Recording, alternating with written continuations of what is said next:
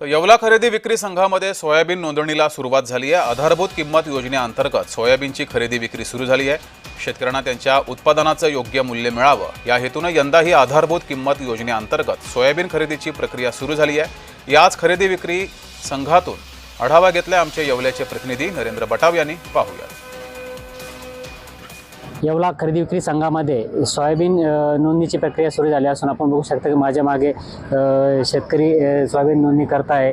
सकाळपासूनच या ठिकाणी मोठी गर्दी दिसून येत आहे। खरेदी विक्री येवला तालुका खरेदी विक्री संघामध्ये सोयाबीन नोंदणी सुरू असून आपल्यासोबत याच खरेदी विक्री संघाचे सचिव काय सांगाल की कशी प्रक्रिया आहे आणि कसं काय? सर्व शेतकऱ्यांना मी आवाहन करतो की आपल्या तालुका संघामार्फत NCCF मार्केटिंग फेडरेशन यांच्या अंतर्गत सोयाबीन नोंदणीला सुरुवात झालेली आहे।